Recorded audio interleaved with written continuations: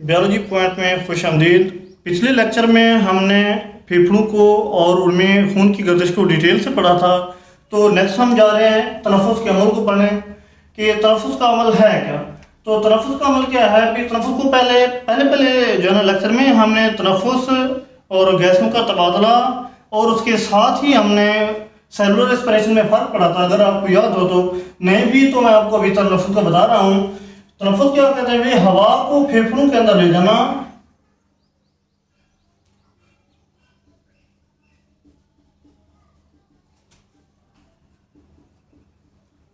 और फिर फेफड़ों से हवा को बाहर निकालने के लिए जिस्मानी हरकत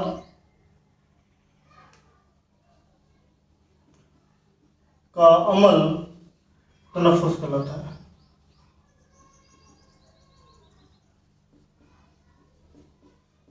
ये तनफ़ुस क्या है, फेफड़ों के अंदर हवा चलेगी फेफड़ों के अंदर और फिर हवा फेफड़ों से बाहर निकालने के लिए जिस्म के अंदर जो जो हरकत पैदा हो रही हैं उन सारे हरकत जो है ना उनका मजमूआ, सारे अमल को क्या कहते हैं, तनफ़ुस।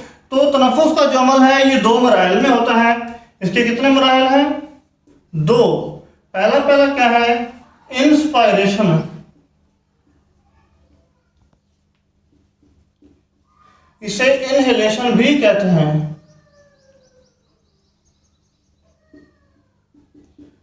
पहला मतलब का नाम क्या है, इंस्पायरेशन या इनहेलेशन। भी इंस्पायरेशन या इनहेलेशन है क्या, हवा को फेफड़ों के अंदर ले जाना। इस अमल को क्या कहते हैं, इंस्पायरेशन भी कहते हैं या इसे क्या कहते हैं, इनहेलेशन। इनहेल करने से निकला हुआ है इनहेलेशन। तो इसके अंदर जो जिस्मानी हरकत है मैं वो आपको बताता हूं। तो पहले होता क्या है कि जो पसलियों के मसल हैं उन मसल का नाम क्या है, इंटरकॉस्टल मसल। इंटरकॉस्टल मसल क्या करते हैं, ये मसल सिकुड़ते हैं और इन मसल के सिकुड़ने के साथ जो ही ये मसल सिकुड़ती हैं तो फिर होता क्या है कि पसलियां ऊपर की जानिब उठती हैं।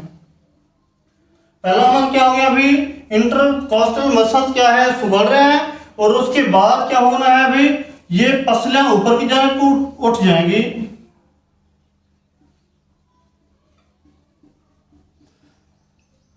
ये ऊपर की जानिब उठेंगी। इनसे फिर क्या होना है, जो डायाफ्राम वाक़ था फेफड़ों के साथ, डायाफ्राम भी क्या हो जाता है, सिकुड़ जाता है। और जो ही डायाफ्राम सिकुड़ता है तो फिर जो फेफड़ों का सतही रकबा है वो बढ़ जाता है। जब सतही रकबा बढ़ जाता है तो जो कैविटी थी, जो खला था, वो खला क्या होता है, खला बढ़ जाता है। खला के बढ़ जाने से क्या होता है कि फेफड़ों के अंदर हवा का दबाव इसके नतीजे में कम हो जाता है। जो ही हवा का दबाव कम होता है तो फिर हवा बाहर से फेफड़ों के अंदर दाखिल हो जाती है।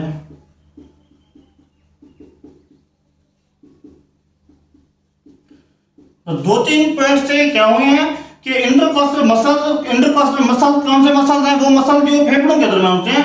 तो वो जो ही सिकुड़ते हैं तो पसलियां ऊपर की जानिब उठती हैं और डायाफ्राम सिकुड़ता है। तो इसके नतीजे में क्या होता है कि जो सीने का खला है, फेफड़ों का जो खला है या सबका सतही रकबा है वो क्या है, बढ़ जाता है। और उसके बढ़ने से अंदर का जो फेफड़ों का हवा का दबाव कम हो जाता है फेफड़ों के अंदर, फिर बाहर से हवा फेफड़ों के अंदर चली जाती है। इस अमल को क्या कहते हैं, इंस्पायरेशन कहते हैं या इसे क्या कहते हैं, इनहेलेशन कहते हैं। तो इसका जो दूसरा मरला है वो बिल्कुल उलट है इसके। तो तनफ़ुस का जो दूसरा मरला है वो क्या है, एक्सपीरेशन या उसे क्या कहते हैं, एक्सहेलेशन। तो एक्सपायरेशन या एक्सहेलेशन क्या है इसमें फेफड़ों से हवा क्या होती है, बाहर को चली जाती है। फेफड़ों से हवा का बाहर निकलना, तो ऐसा मतलब क्या कहते हैं, एक्सपिरेशन या एक्सहेलेशन कहते हैं। तो इसके अंदर जो जिस्मानी हरकत होते हैं, होता क्या है कि इंटरकॉस्टल मसल्स, तो इंटरकॉस्टल जो मसल पहले क्या हुए थे, ये सिकुड़ गए थे, हमने कहा था वो कंट्रैक्ट हो गए थे, अब वो क्या होते हैं, रिलैक्स। एक मैं कंसेप्ट आपका ठीक करता जाऊं, मसल जो होते हैं ये हमेशा कंट्रैक्ट होते हैं और रिलैक्स होते हैं। ये आपकी किताब में लिखा हुआ है, पंजाब टेक्स्ट बुक बोर्ड की किताब के अंदर, कि क्या होते हैं, इंटरकॉस्टल मसल फैल जाते हैं। मसल कभी फैलते नहीं हैं, मसल कंट्रैक्ट होते हैं फिर वापस उसी हालत में चले जाते हैं, उसको कहते हैं रिलैक्स होना। फैलने को कहते हैं एक्सपैंड होना, जो कि एक गलत कंसेप्ट है। तो इस चीज को आपने ध्यान में रखना है कि कंट्रैक्ट होना और रिलैक्स होना क्या होता है, ठीक है। तो ये क्या, कौन से रिलैक्स कौन हो रहे हैं, इंटरकॉस्टल मसल। ये इंटरकॉस्टल मसल्स क्या हुए, रिलैक्स हुए, या वहां पर क्या लिखा है, फैल गए। तो इनके रिलैक्स होने से होता क्या है, ये पसलियां जो ऊपर को पहले उठ गई थी, पसलियां नीचे की जाने लग जाती हैं।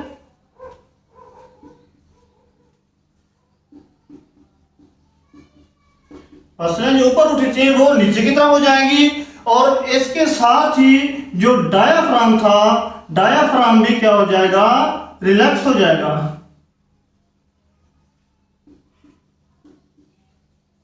वहां पर क्या लिखा है, फैल जाएगा। तो डायाफ्राम भी फैल जाएगा। इससे होता क्या है कि जो खला पहले बढ़ गया था, तो वो खला क्या हो जाएगा, खला जो है कम हो जाएगा। फेफड़ों के अंदर खला कम हो जाता है। उस खला को कम होने से जो ये कम होता है, तो अंदर हवा का दबाव जो है ना क्या हो जाता है, बढ़ जाता है। जो ही हवा का दबाव अंदर बढ़ जाता है, तो उसके बढ़ जाने से फिर क्या होना है, फिर फेफड़ों से हवा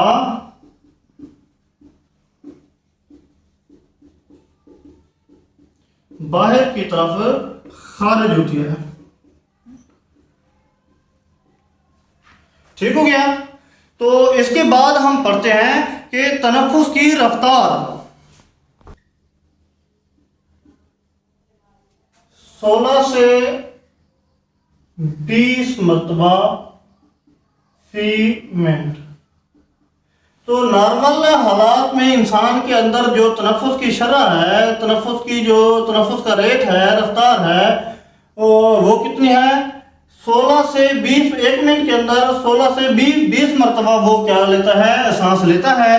लेकिन अगर कोई सख्त काम कर रहा होता है, या इंसान क्या कर रहा होता है, अभी मुशक्कत का काम, मुशक्कत वाला काम कर रहा होता है, तो इसके दौरान फिर होता क्या है कि मसल्स के अंदर, सेल्स के अंदर कार्बन डाइऑक्साइड, वो सेल्स के अंदर क्या होता है, सेलुलर रेस्पिरेशन का अमल तेज होता है।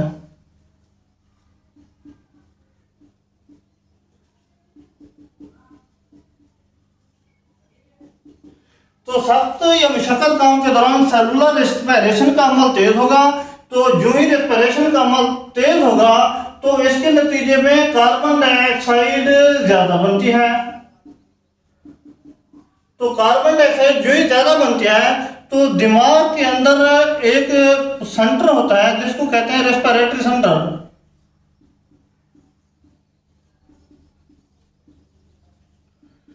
खून के अंदर जो ही कार्बन डाइऑक्साइड की शरह ज्यादा होती है, तो रेस्पिरेटरी सेंटर उसको क्या करता है, महसूस करता है, और ये रेस्पिरेटरी सेंटर फिर क्या करता है, ये अहकामात जारी कर देता है। किसको अहकामात जारी करता है, इंटरकॉस्टल मसल को।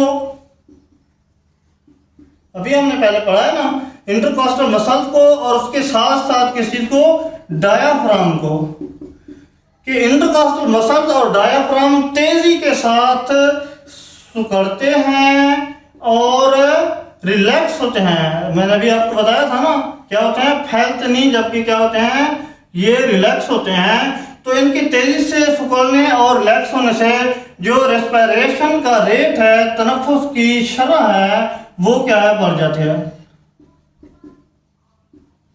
और तहफ़्फ़ुज़ की शरह कितनी बढ़ जाती है भाई, ये 30 से 40 मरतबा फी मिनट, 1 मिनट के अंदर 30 से 40 मरतबा तक तनफ़्फ़ुज़ की शरह सख्त या मुशक्क़त वाले काम में हो जाती है।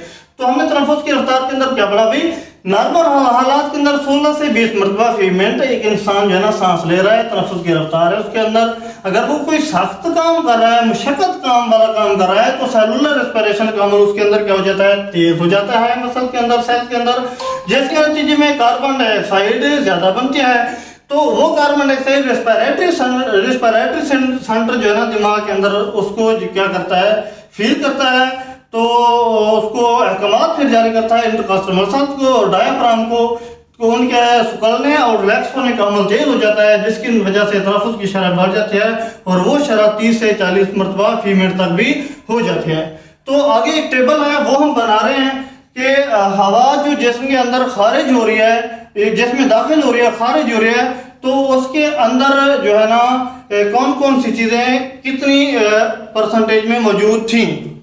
अब हम कर रहे हैं हवा का मुवाजना। भी जो हवा क्या हो रही थी, जिस्म के अंदर दाखिल हो रही है और खारिज हो रही है, उसका क्या कर रहे हैं हम, मुवाजना। ठीक हो गया। पहले नंबर पे हम क्या रखते हैं, खसूसियात भी, कौन से पैरामीटर देखने हैं हमने, उसके ऊपर क्या है, उसके बाद क्या है भी, ये दाखिल होने वाली हवा, और उसके बाद खारिज होने वाली हवा। खारिज की जगह पे हम क्या लिख लेते हैं, बाहर निकलने वाली। ठीक हो गया। तो खारिज का आपने मतलब कोई और नहीं लेना। तो पहली पहली चीज हम इसके अंदर ये देख रहे हैं कि जो पहला पैरामीटर है वो पैरामीटर देखते हैं हम। तो पहले नंबर के ऊपर क्या है, ऑक्सीजन।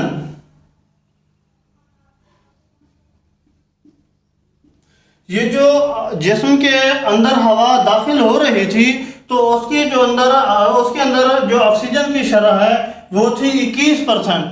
कितनी परसेंट थी, 21%। जबकि जो खारिज हो रही है उसके अंदर कितनी होती है, 16% ऑक्सीजन शामिल होती है। उसके बाद देखते हैं दूसरे नंबर के ऊपर कार्बन डाइऑक्साइड।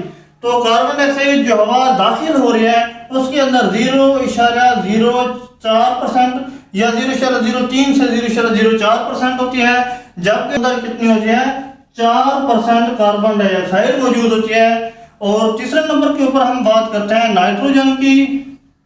तो नाइट्रोजन जिस्म के अंदर दाखिल होने और खारिज होने वाली जो उसकी परसेंटेज है ये बराबर होती है, 79% होती है। और उसके बाद क्या होते हैं, हम बात करते हैं आबी बुखारात की या पानी की। तो ये दाखिल होने वाली हवा में क्या होते हैं, तब्दील होते रहते हैं, काबिले तगय्युर, तब्दील होते रहते हैं। जबकि जो हवा बाहर निकलती है वो क्या होता है, सीर शुदा, ये आबी बुखारात से बरी होती है। तो नेक्स्ट क्या कहते हैं, देखते हैं हम टेम्परेचर को। जो हवा जिस्म के अंदर दाखिल हो रही है उसका टेम्परेचर काबिले तगय्युर होता है। वो टेम्परेचर क्या होता है, तब्दील होता रहता है। ये होता है कि हम किस तरह के इलाके में रह रहे हैं और किस तरह का एनवायरनमेंट है। जबकि खारिज होने वाली जो हवा है उसका टेम्परेचर जिस्मानी टेम्परेचर के बराबर है।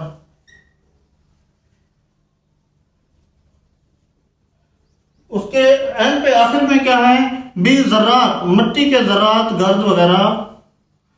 तो जो हवा दाखिल हो रही है उसके अंदर डिपेंड करता है कि ये भी इन्वायरमेंट के ऊपर किस किस्म के माहौल में रह रहे हैं, तो ये काबिल तगय्युर होते हैं। तो जबकि जो हवा बाहर खारिज हो रही होती है तो उसके अंदर बिल्कुल कोई ज़रात मौजूद नहीं होते। ये बिल्कुल अहम सवाल है, ठीक है, कि हवा जो दाखिल हो रही है और खारिज हो रही है उसमें जो है ना मुवाज़ने का सवाल पूछा जाता है कि ऑक्सीजन कितने परसेंट आपने बताना है कि 21% जो है ना दाखिल होने वाली हवा में होती है और जो बाहर निकलती है उसमें 16% होती है। कार्बन डाइऑक्साइड 0.03 से 0.04% होती है, जबकि खारिज होने वाली हवा में 4% होती है। नाइट्रोजन की परसेंटेज 79% बराबर होती है। आबी बुखारात तब्दील होते रहते हैं, ये एनवायरनमेंट के हवाले से जो हवा दाखिल हो रही है, जबकि जो खारिज होती है वह बाहर निकलती है वो शीर्षुदा होती है, उसमें आबी बुखार ज़्यादा होते हैं। टेम्परेचर भी बाहर के एनवायरनमेंट पे डिपेंड करता है कि जो हवा दाखिल हो रही है कि किस तरह के माहौल में हम रह रहे हैं, तो उसके हवाले से ये तब्दील होता रहता है। जबकि बाहर निकलने वाली हवा के अंदर जो है ना टेम्परेचर जिस्म के टेम्परेचर के बराबर होता है। मट्टी के ज़रात बाहर वाली हवा जो दाखिल हो रही है उसमें वो भी माहौल के ऊपर डिपेंड है कि किस तरह का एनवायरनमेंट है, तो वो तब्दील होती रहती है। जबकि जो हवा बाहर निकलती है उसके अंदर कोई ज़रात वगैरह मौजूद नहीं होते। तो ये अगर आपको हमारा लेक्चर पसंद आया तो आपने लाइक करना है, सब्सक्राइब करना है हमारे चैनल को और बेल आइकॉन के ऊपर दबाना है ताकि नेक्स्ट आपको हमारे वीडियो लेक्चर मिलते रहें।